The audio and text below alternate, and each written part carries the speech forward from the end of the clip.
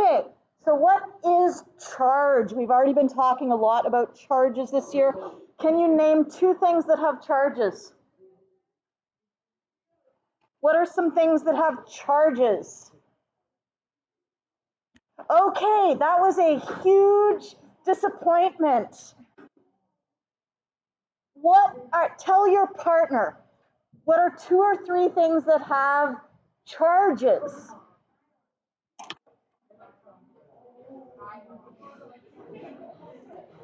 Protons, electrons, ions, yes. Okay, in electricity, we are mostly measuring, and this is page 32 if you're just joining us, we are mostly measuring electrons, okay? Now you know that atoms are so small. That means the electrons are even so smaller. Could you go back to your class, please? Thank you.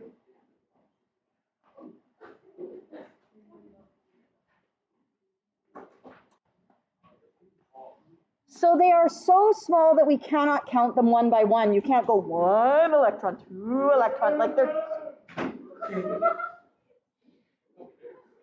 Okay.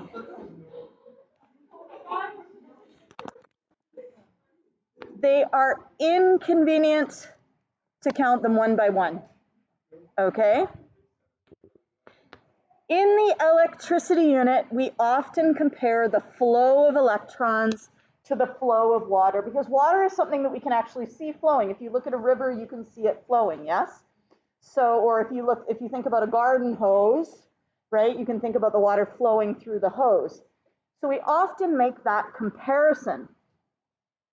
So we might measure how much water is flowing in an amount of buckets of water. Yes? We could say, oh, how many buckets of water are flowing past a point in a second? So what we're going to do is similarly, we are going to measure electricity or charge in buckets of electrons. Okay? So there is the unit of charge is 1 bucket of electrons. Now, we're not going to call it a bucket of electrons because that's kind of a goofy name for a unit. Instead of saying a bucket of electrons,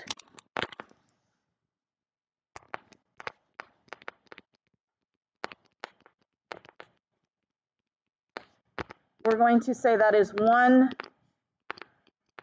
coulomb. Are you familiar with the word comb, right, for your hair? So that ohm is like the ohm in comb.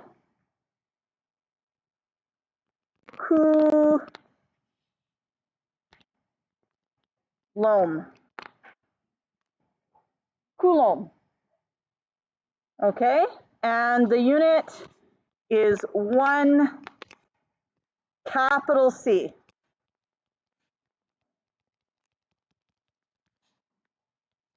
But you can think of it as being a bucket of electrons. Now, how many electrons are in that bucket?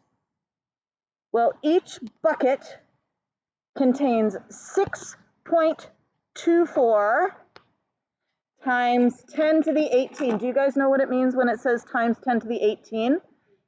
It means you have 18 zeros after that. So you have 3, 6, 9. Did I put too many? 3, 6, 9, 12, 15, 16, 17, 18. Okay, so we have 18. That's how many electrons we have, and that is 6.24 quintillion electrons. Do you see why we're not counting them one by one? Right? That's ridiculous. So we are going to count them in groups of 6.24 times 10 to the 18. But you don't even need to know that number. You just need to know that it is a large number and it is a consistent number. It never changes. A coulomb is that many. Okay? And so instead of saying 1 electron flowed past this point, you can say 1 coulomb of charge flowed past this point. So a coulomb is a bucket of electrons.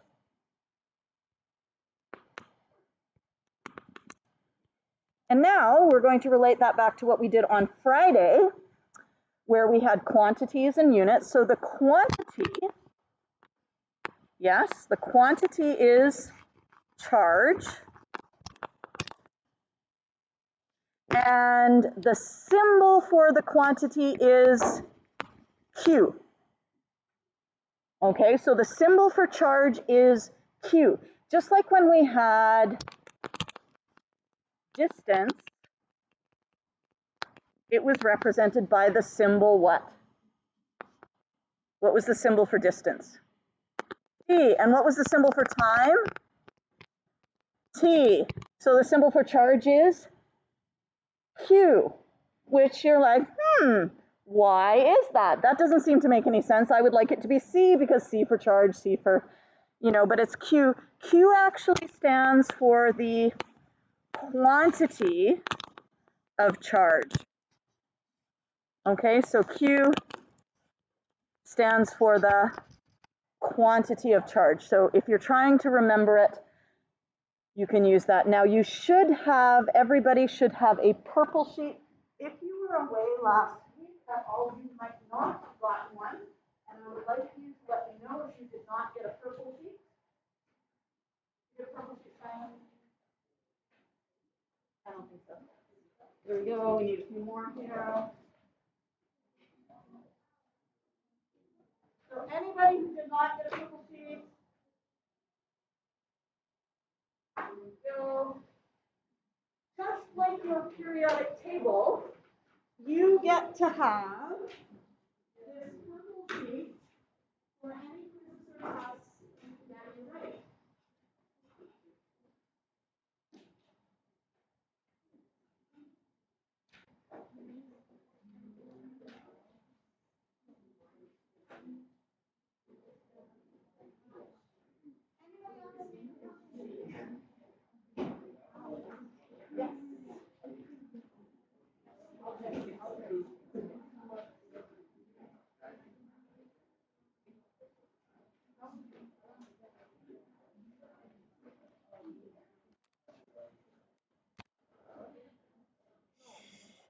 So if you take a look here, this is what you have on your purple sheet. I've just made it a little bit smaller.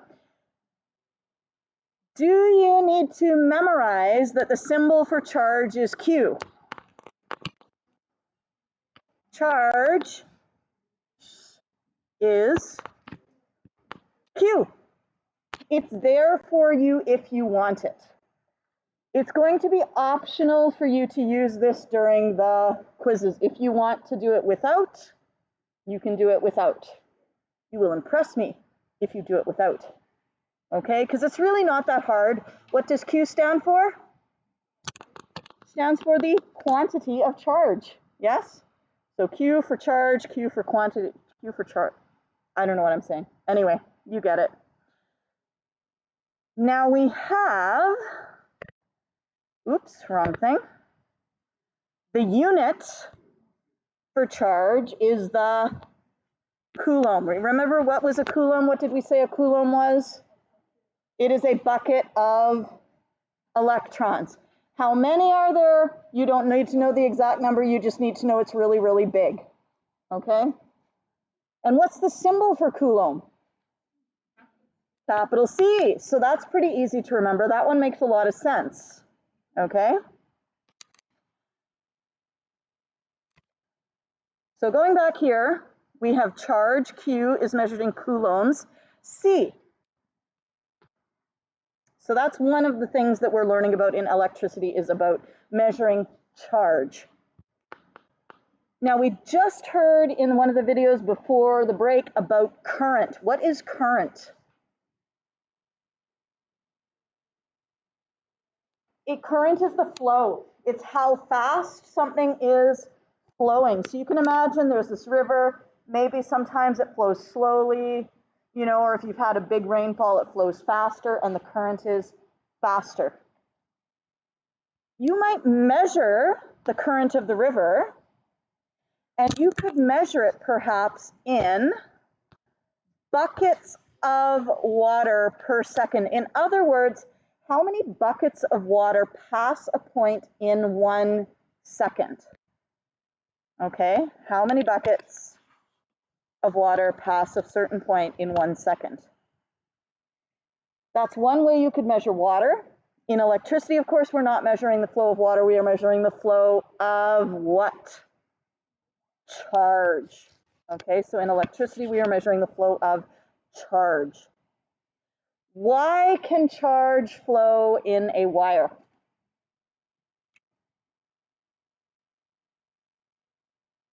What are wires made of? Metal. And why can charge flow in a metal wire? Tell your partner, why can charge flow in a metal wire?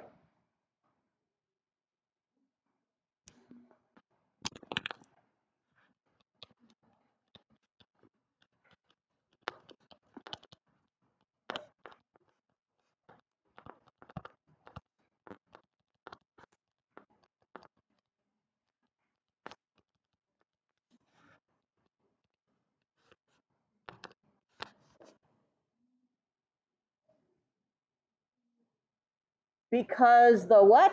Yes. Valence electrons, yes.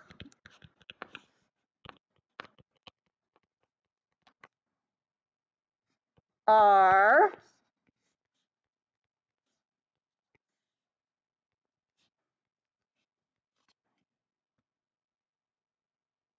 mobile and delocalized.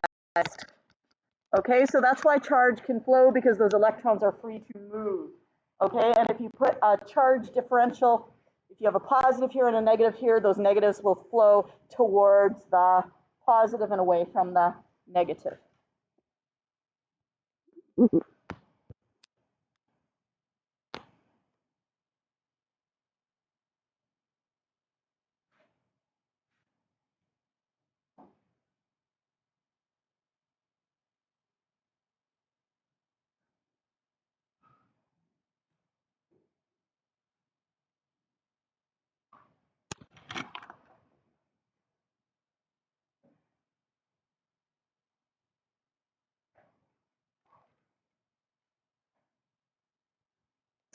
Okay, so on to our next page, we are going to look at the quantity. Now, the quantity we are looking at this time is current. Okay, so the quantity is current.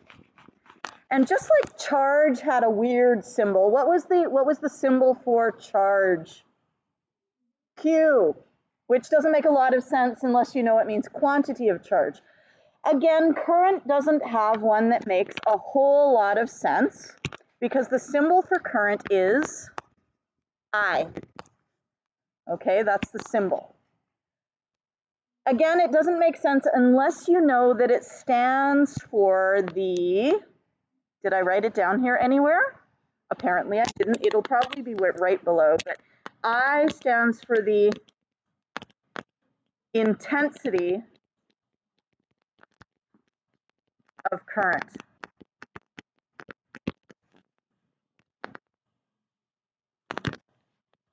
Okay, so I for current, I for intensity of current. Have you guys ever heard of amps? Like how many amps are flowing? Okay, that is the unit of current. The unit of current is the amp, which is actually short for ampere. There was a Frenchman, his name was Ampere, okay?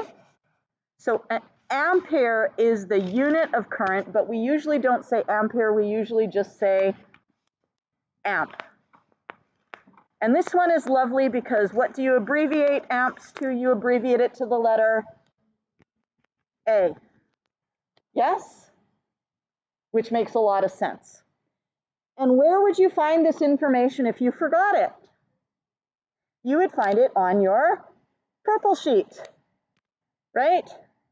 There it is right there. We have current, the intensity of current, I,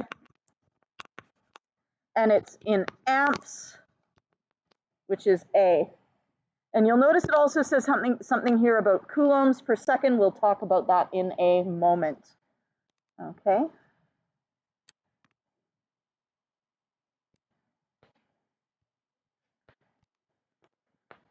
Okay.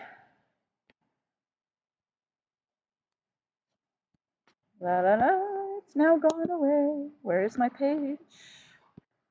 Okay, so here's our little river analogy. Okay, so if we're measuring water, if we're measuring the current in a river, we're measuring how much water passes a point in a second. And so our units would be buckets of water per second. Does that make sense? Okay. Now, if we're doing current in electricity, we're looking at not how much water, but we're looking at how much charge goes past a point in a second.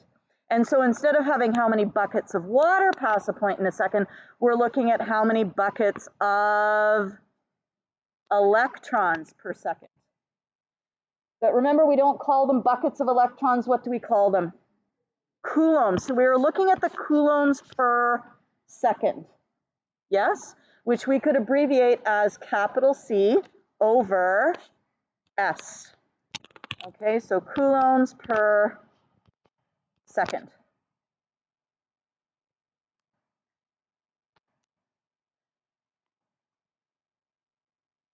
But you remember I said the unit of, what did I say the unit of current was?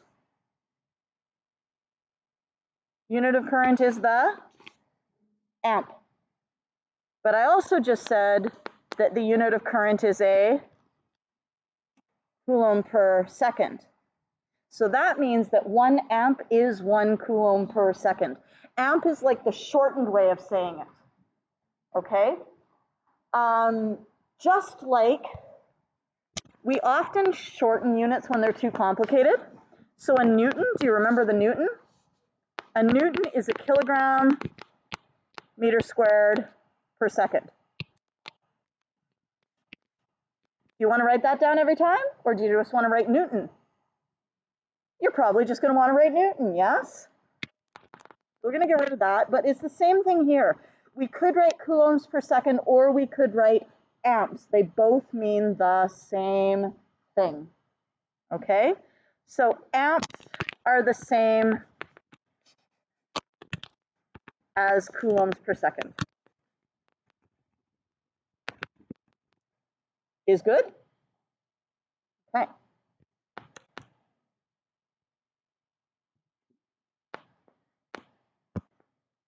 Current, short for the intensity of current, can be calculated using the following formula. What else do we call a formula? We call it an equation. And if you're into memorizing these sorts of things, I call this the I quit formula. Okay? I equals Q divided by T. Current equals the charge flowing past a point in a given amount of time. I equals Q over T. This is the I quit formula. Okay, so we got that little portion of our chart from our purple sheet right here. And when we are writing the information, we're going to use guess cubs. Do you guys remember guess cubs? Okay, what does G stand for? G stands for the given information. The U stands for the unknown. The E stands for equation. What does the first S stand for? Solve. We won't be solving yet today. We're going to do that next day. Okay. Solve. And then finally, what do we have? Substitute. So that's a guess. And then the cubs, what's C stand for? Calculate. So this is where you need to have your calculator. Did everyone bring a calculator today? You need a calculator for next day, okay? You can get away with using your phone today, but you cannot do it next day because next day we're going to be having a QUIZ. Ooh, okay. Calculate. What does the U stand for? Units. B stands for box, your final answer, and S stands for stop at a reasonable number of digits. Okay, so we have that. We are going to apply that to this question. This is a technique that you will be able to use all throughout physics, okay? So even if you go to next year and you don't have science until second semester and you've forgotten all about, you know, the voltage and the current and all of those things that we're going to be doing, this method, you can just keep that, you can keep this sheet on your front page with the guest cubs method and you'll be able to sort yourselves out, okay? So we are looking here. What is our given information in this question? So we're going to look for numbers. What numbers do we have? We have 12 and 4. So we have 12 coulombs and we have 4 seconds. Those are our given informations. What does coulombs measure? Tell your partner, what does coulombs measure? What quantity is related to coulombs?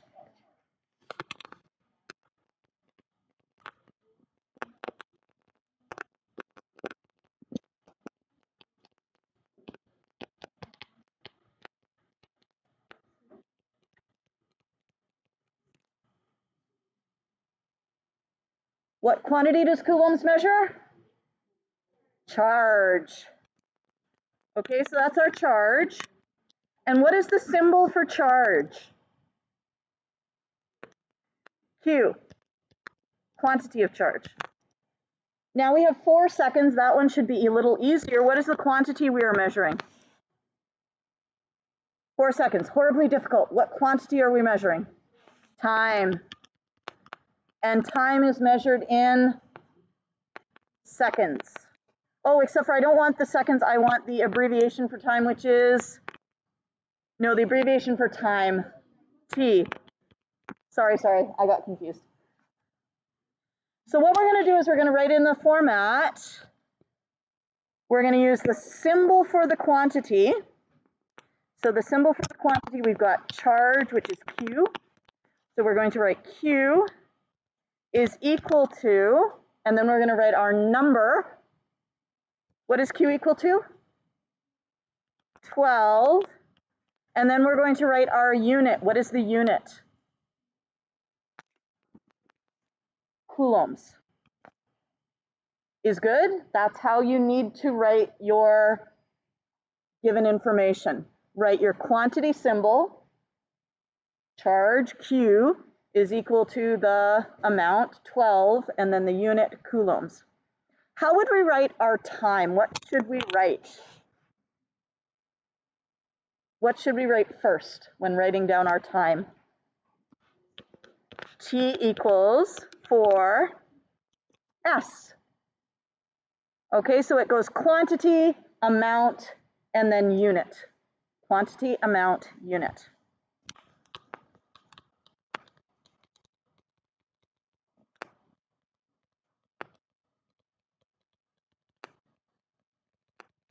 Okay, quantity, amount, unit. Our unknown is going to be similar. What is our unknown here? Yeah, the current, because how do you know that the current is the unknown? Because it's got a what is, yes? What is the current? So that is our unknown. So our unknown is current. What is the symbol for current? I. And we don't know how many. What's the unit for current? Amps. Okay. And now that we have our given and our unknown, we need an equation that we can work with. What is an equation that relates current, time, and charge?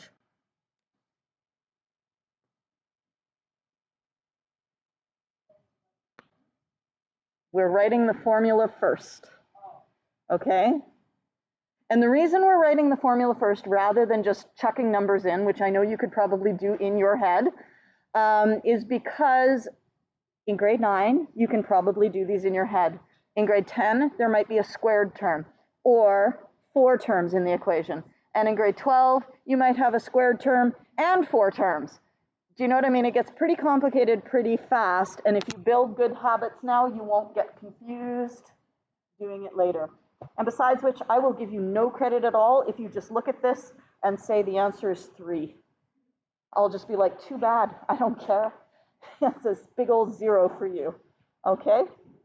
So we need to write our equation. How do we write our equation? I equals Q over T. It's the I quit. I quit. And if you can't remember whether it's Q times T or Q divided by T, it's quit. It goes up to down. I quit. Yes? However, you don't have to memorize it because guess where it is? It's on the purple sheet. So if you're like, I've got Q and T and I need a formula, you can look on your purple sheet and say, this is the formula that I need. Now, do we need to solve for I? What does solve mean? Solve means get I on top, on its own, and on the left.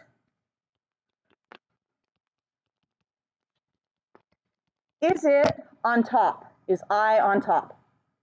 Yes. Is it on its own? Yes. Is it on the left? Yes. And that's why it is done. Okay? And now we are going to substitute. So I would like you to rewrite the formula. So we're going to rewrite the formula I equals Q over T. And now we're going to plug in what we have for Q, which is 12 coulombs over 4 seconds. What do you guys think of how I've written that? What did I forget? I forgot my unit. So it's going to be 12. What's the unit for C? Coulombs. And for 4 seconds, it's for S.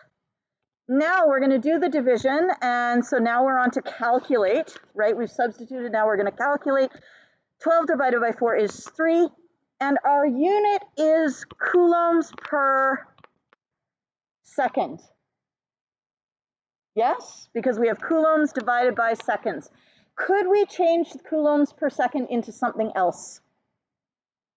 Yes, because remember, if we go back here, an amp is a coulomb per second. So we're going to change coulombs per second into amps. Okay, so that's equal to 3 amps. Have we stopped at a reasonable number of digits? Yes, yes, yeah. And what should we do with our final answer? Box it, and we are good. Okay? Is good? Good. So we got some exercises at this point. I think I will leave those for homework though. And we are actually going to go on to solving equations. So this is on page 38.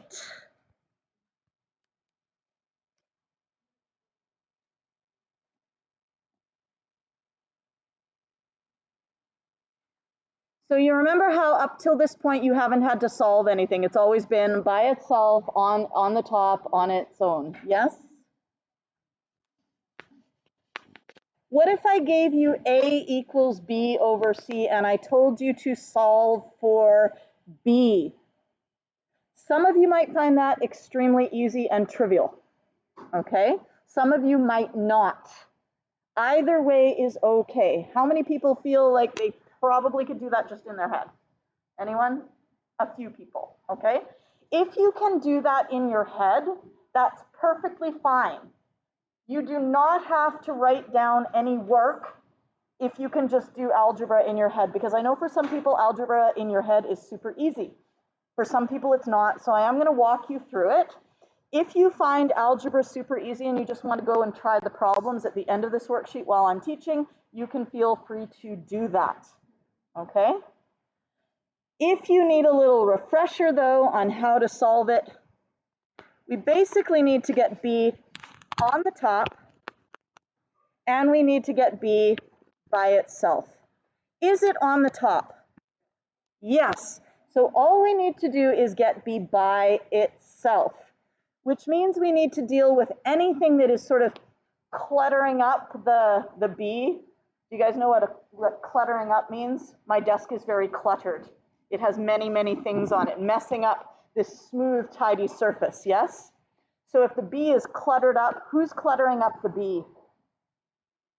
C, right? So we don't really want C over with the B. We would like B all by itself. Can you guys think of a method that you have used in the past in order to get rid of that C?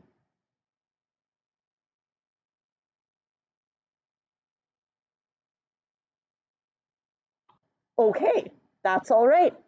I'm going to show you a couple of methods of doing this.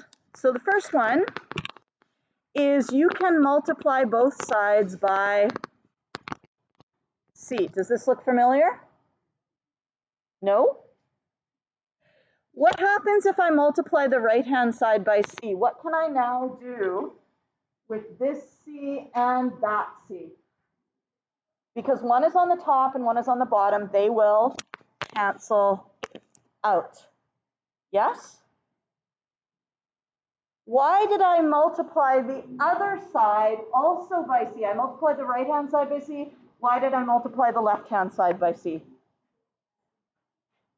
Because it's an equation. If I do something to one side, it won't be equal unless I do the same thing to the other side. It's like if I have a balance and it's balanced and I add 3 eggs to this side, it's not going to work if I don't add 3 eggs to the other side. Yes? So we now have it on the top by itself, and we would like to have it on the left. Yes? Is it okay to just switch the two sides? Is it okay to just put the B on the left and the C times A on the right? Is that okay? Yes. You can flip everything. You can move the entire left-hand side to the right-hand side and the right-hand side to the left-hand side, and that doesn't change anything. Is good? Okay. So that's one way of doing this question. And I've actually got it in the notes down here, but I'm just going to do it like from scratch because it's a little bit easier to follow. Another way of doing it, and this is how I always did it when I was in high school, and I wouldn't write down my work, but this was how I thought of it.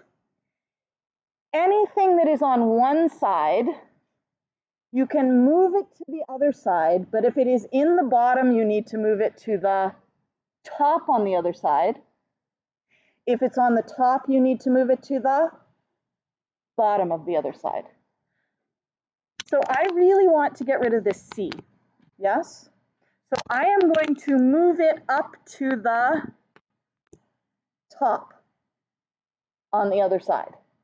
So if something is on the bottom, it's in the denominator, I need to move it up to the numerator on the other side of the equal sign. So now what I have is I have C times A equals B. And guess what? That looks exactly like this. The only thing is I don't have the times sign there. Does it matter if I have the times sign there? Doesn't matter. Either way is okay. Times sign or no times sign. Okay? And I can rewrite this then. I also want B to be on the left. What can I do with this equation so that B is on the left? What can I do with that equation so that B is on the left? Just take the two sides and switch them. So now I have B is equal to C, A, which is exactly the same. Okay, the times sign doesn't matter. How did we feel about that? Have you used any of these techniques in the past? I'm hoping you have. If not, we're going to practice. So the notes are down here, blah, blah, blah. I like to call method 1 the canceling method. Okay, so method 1, where we canceled the C, we got rid of the C by canceling it, I call that the cancel method. And then the one where if it's on the bottom, I bring it to the top on the other side. I call it the bring it on up, bring it on down method, because you're always either bringing something up to the other side if it's on the bottom, or you're bringing it up to, down to the bottom if it was already on the top.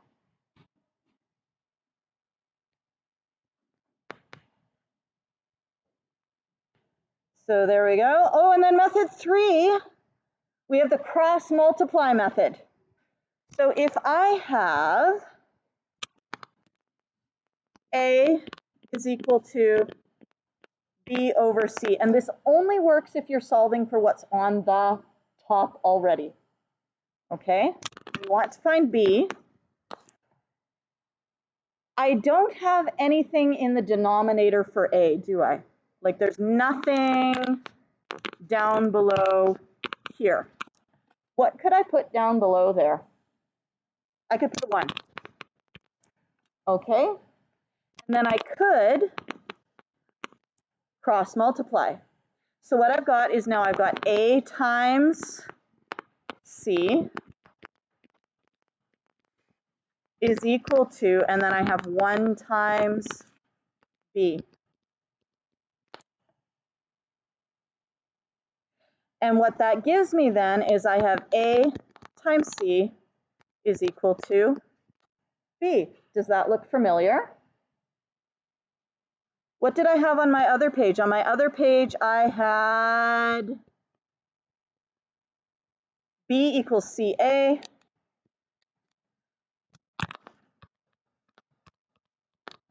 And I had B equals C times A. Are these two statements the same as that statement? Are these two statements the same as that statement? Is A times C the same as C times A? Yes. 2 times 3, what's 2 times 3? 6. What's 3 times 2? 6. Does it matter what order you put things in when you multiply them? No, it does not. So all of these things have ended up giving you the same answer. Okay? So you have choices in your method. You can cancel what you want to get rid of by multiplying both sides by it. You can bring up the C that was cluttering up the B to the other side and get rid of it that way. Or you can do cross multiplication. Okay, but cross multiplication only works if what you're solving for is already on the top. Okay? Yeah. Yeah.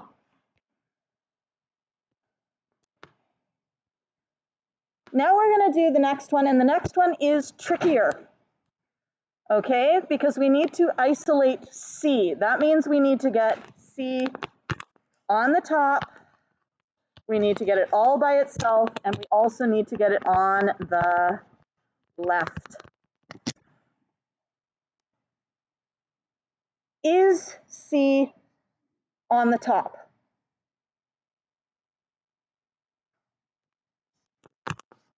Is C on the top? Is it where we want it?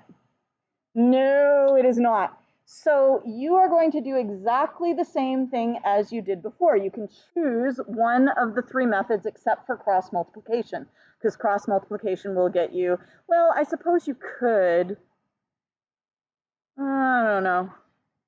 Oh, we'll do it all 3 ways. Okay, so here we go. We need to get C on the top. We could do, what would we have to do to both sides? I could multiply this side by C, and I could multiply the other side by C. What has that done? These guys cancel out. What have I done? I have moved C to the, it is now on the top. Is good? Okay. Another method I could do, A equals B over C. I don't want C on the bottom, I want it on the top, so I can just bring it up to the other side. And I end up with C times A equals B. Okay. Is this the same as that? Yes, I have C times A equals B. And finally, I could do cross multiplication if I wanted to. I didn't think that I maybe didn't know that I could. Anyway, so I have A is equal to B over C, and we're going to put that over 1. And we're going to cross multiply, so I have A times C is equal to B. So 3 methods.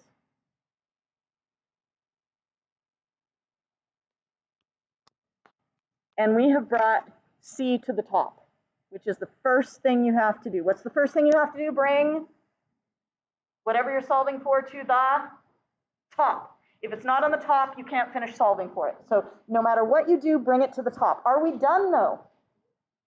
No, because we want C. What's the second thing you want? You want C all by itself.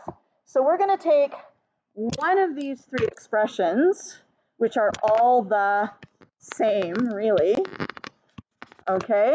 And we're going to solve for C. Okay, so we now have C times A equals B. Okay, this is where we're starting now. We're now on page 40. What could we do to get rid of that A that's cluttering up the C?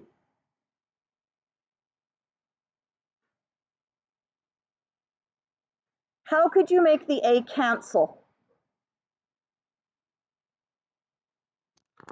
You could divide by A. Do you see how that got rid of the A really nicely?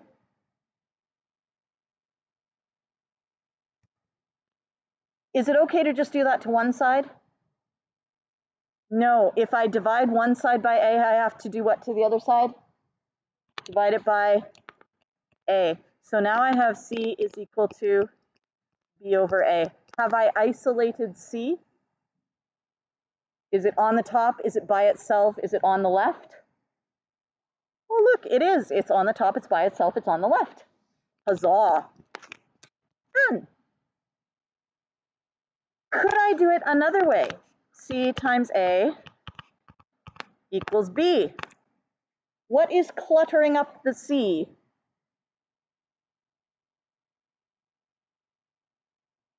It's the A. So instead of canceling, I could either bring it up or bring the A up or bring the A down to the other side. A is on the top, so I need to bring it down. Okay, so it's going to go down here, so I end up with C is equal to B over A. Does that look familiar? Is that exactly what we had before? Yes, it is. Can we use cross multiplication? If I have C times A equals B, does that work?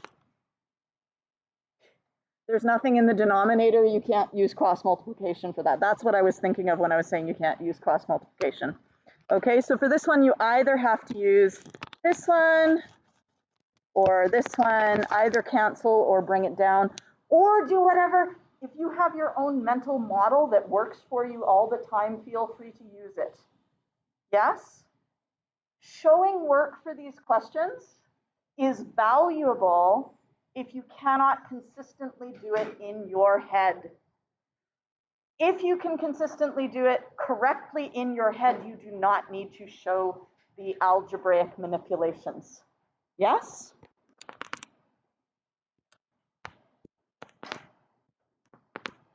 Now, what if we had one that looked like this? We haven't had one like this. What if I wanted to solve for E? So we're now on page 41. What if I wanted to solve for E? Is it on the top? Is E on the top? Yes. What else do I need to ask if it's on the top? Is it by itself? Is it by itself? No. What's cluttering it up? F. How could you cancel F? Are you going to multiply by F to cancel it, or are you going to divide by F? Do I want to multiply by F, or do I want to divide by F? Which one is going to work to get rid of the F? Dividing by. If I had F times F, what would I actually get? F times F would be F squared, and we don't want that. So we're going to want the F to be on the bottom, so it cancels out. Is it okay to just do that? Just divide the right-hand side by F? No, you would also have to divide the left-hand side by F. So now you have E equals D over F. Flip your sides because you need E to be on the left-hand side. E is equal to D over F.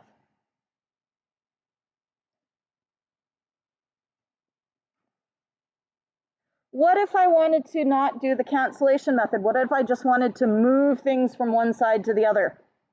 What would I want to move? What would I want to get rid of that's cluttering up the E? I want to move the F. The F is on the top, so I would want to move it to the bottom. Okay, and so that's going to be D over F is equal to E. Oh, and look, I'm going to flip that around. So then my E is on the left. E is equal to D over F.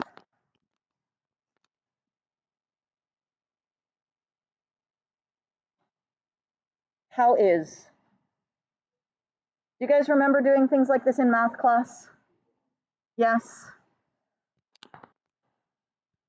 Your job is going to be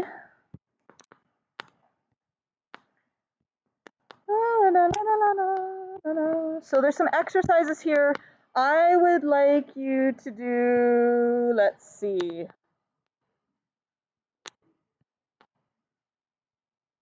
you think you could do them all? Just do a couple more, like together? Oh, for homework, yeah, you could. So we're going to be doing pages for homework. I would like you to do page 42 and 43. And also, because you got 2 days to do this, so this is like 2 days worth of homework, right? So half of it's for tonight, half of it is for tomorrow night. Yes? Because we can't like just give you one night's homework and expect to learn anything over the course of the next 2 days. So we also want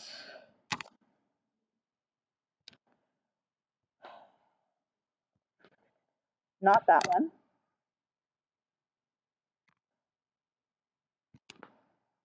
Pages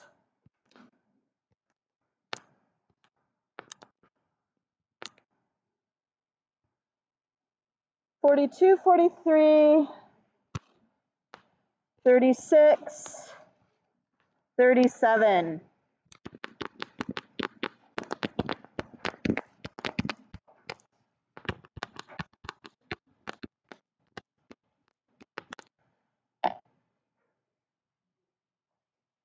And you have a quiz on metallic bonding next day.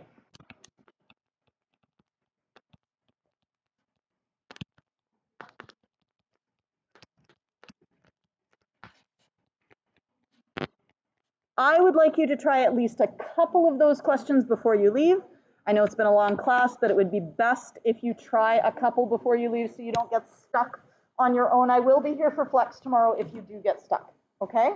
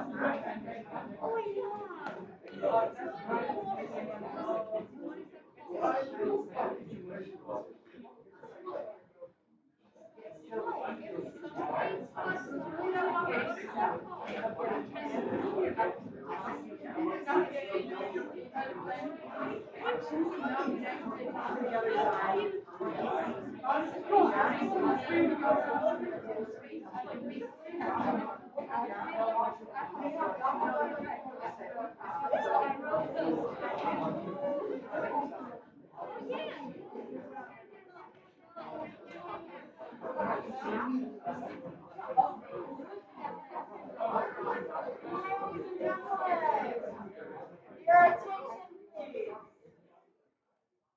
On page 43 at the bottom, there is a question, number 7, where it says, check your answer with Ms. Spence. So next day when you come in, you are going to be checking your answer with Ms. Spence. See if you have done it correctly. All right? Because I want to know if you know what you're doing or if you need to look at it a little further. And probably will need to look at it a little further.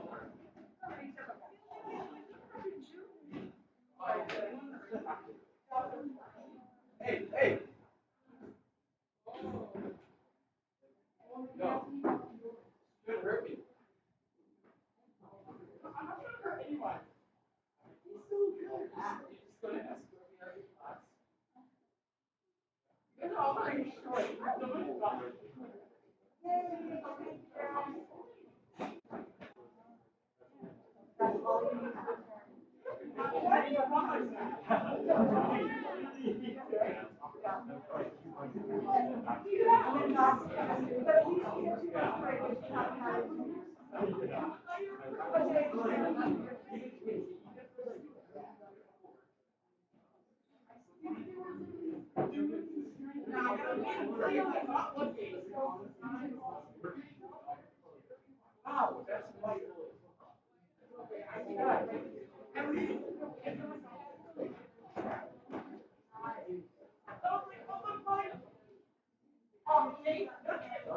Hey, why are you leaving?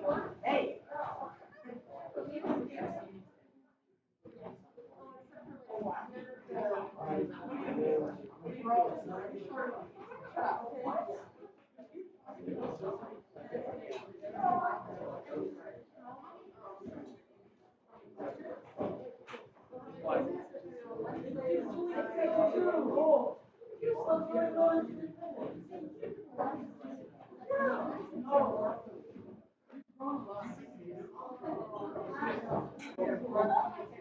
Let's go.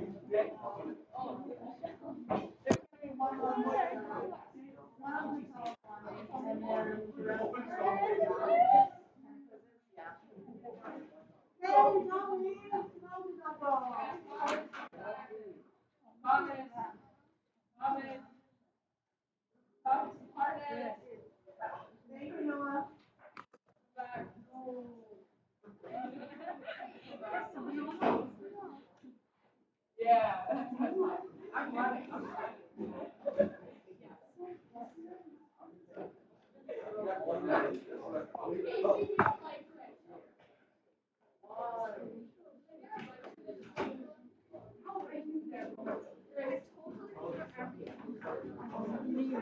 There we go.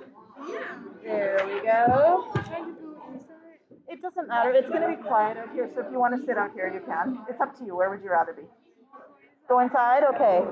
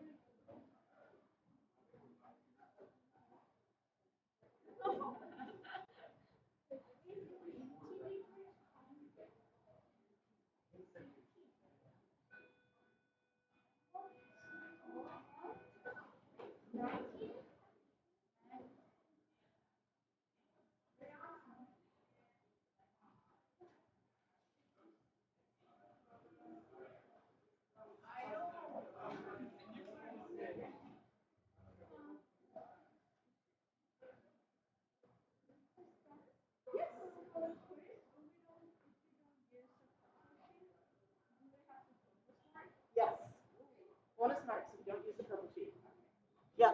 And that's why in like the first, I feel like there's like it's not hard. Do you know what I mean? If you're good at memorizing things, but some people are really, really bad at it, so I don't want to make it like too traumatic for them. Yeah. Hey.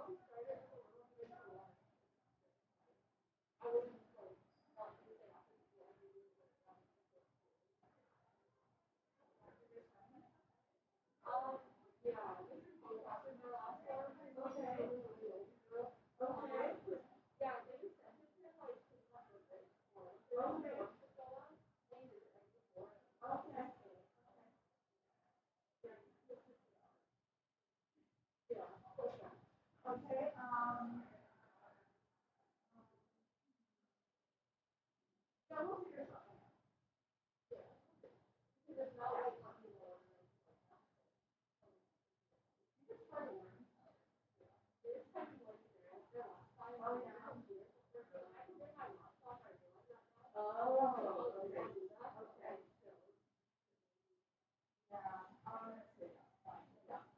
Yeah, yeah, yeah, I'm sure I'm sure. Yes.